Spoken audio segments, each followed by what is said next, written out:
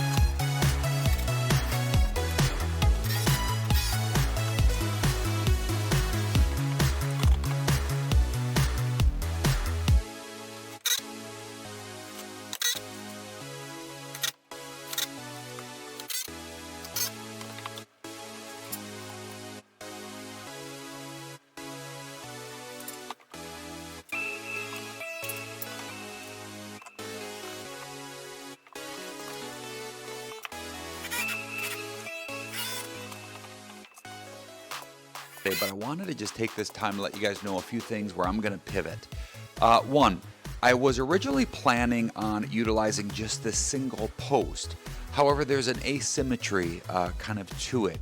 And what I'm going to end up doing is I'm going to, even though I don't necessarily need one, I'm adding a beam to that far side.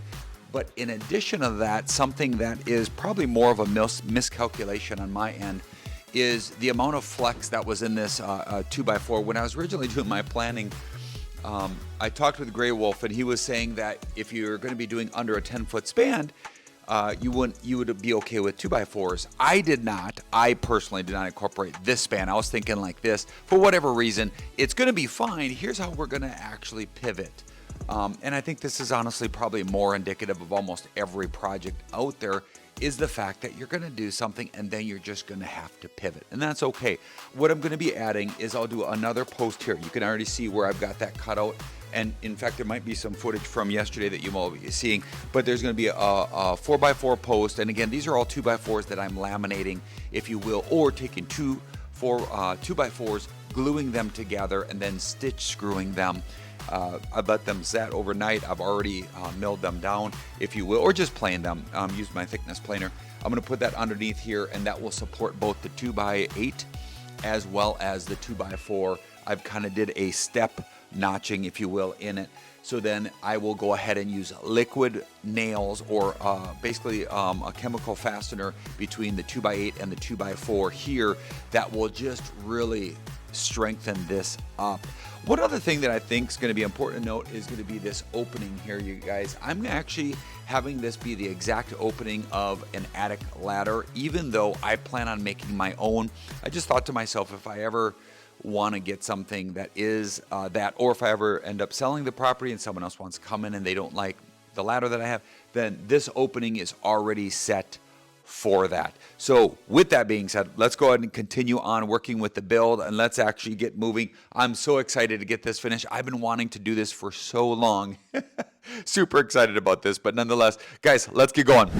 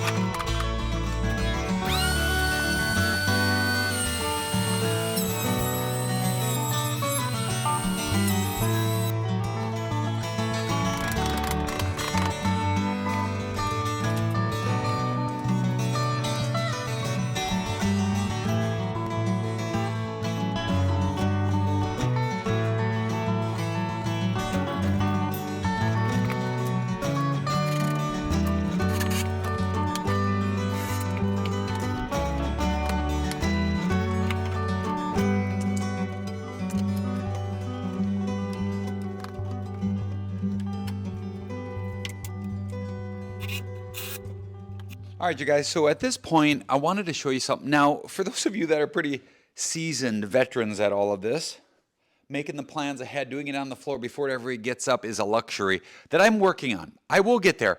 But at this point, one of the things I wanted to show you is how I'm going to do this, because I'm going to be using the liquid nails, and you notice there's still parts of the 2x8 that's exposed. I don't want to put any liquid nail on that. So what I'm going to do is I'm actually doing a dry fit. So I've got both my my extra 2x8s up top. What I'm going to do is I'm going to come out here and I'm just going to trace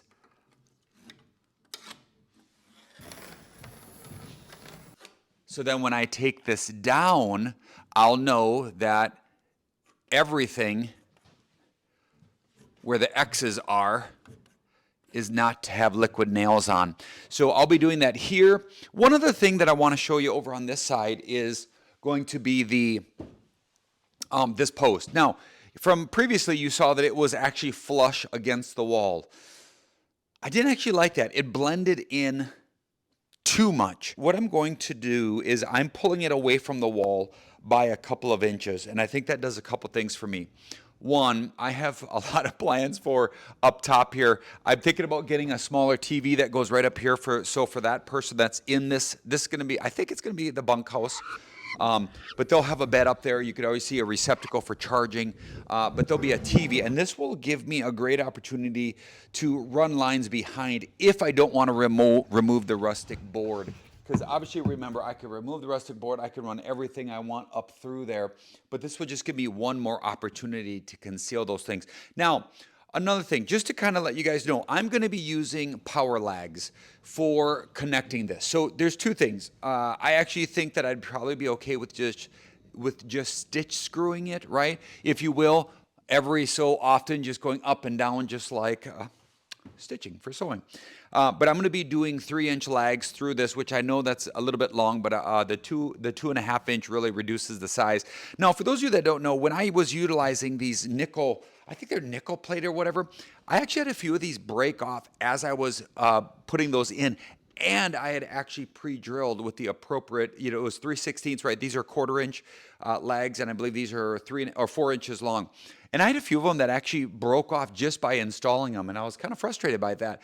Come to find out, though, when you're doing these sorts of things, you're putting your ledger plate in, you're going to want to be using hardened steel, which is what I ended up doing. I went back and I bought the specs right here. Obviously, they're not cheap, but at the same token, this is a 1/4 inch by a 1/4 inch in diameter by 4 inches, and that allowed me, and those things grabbed, and those things, believe it or not, they say you don't even need to pre-drill those.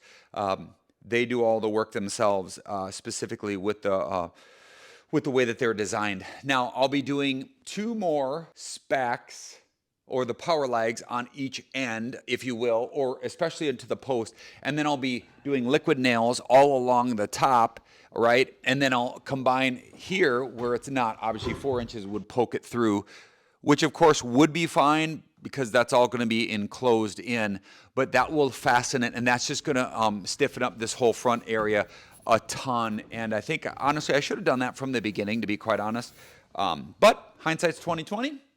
I'm not a professional, but I love the fact that, you know what, I'm just pivoting. So here we go. Let's go ahead, and I'm going to take all these down. I'm going to glue them. I'm going to screw them, and then we'll let them sit, and then we'll almost be done as far as, with the exception of putting in the floor. I'm going to be doing the floor next, and then all the finishing will be a separate video that we'll do. So let's get started.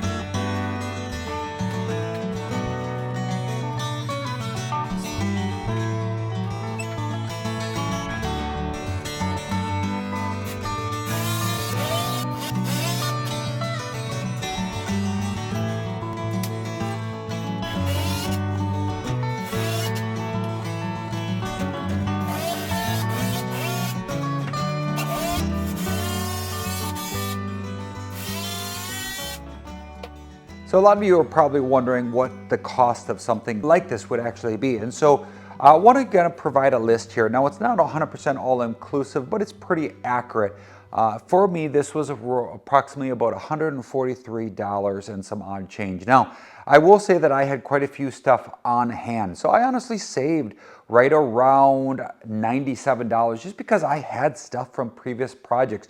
You even remember seeing earlier when I had that one fastener, that joist hanger for a 2x6, I cut it up and used it as my 90-degree braces on that. So again, I made do with some of the things that I had that I didn't think would be a big deal if I didn't have the exact appropriate piece, but one that really didn't make a structural issue for me. So again, if you can do that, probably could get this to be a lot cheaper than what you were thinking it would be. Now, I will also say that as it relates to the project, there are some things that I'm loving, and I also have a lot of decisions to make, and I'm hoping you'll help me make a couple of those. So a couple of things here, guys. As we're going, first of all, if you would consider liking and sharing this video, even making a comment, especially about these next few questions that I have, it would mean the world to me, and honestly, it just helps out a small channel like this as we're trying to grow. So from that perspective, one, imagine an awning right here, about a 19 to a 21-inch awning with then a wall going straight up to the ceiling. That will create some concealment for that. So that way when we're doing projects, dust doesn't settle down into an area that someone might actually be when they're up there.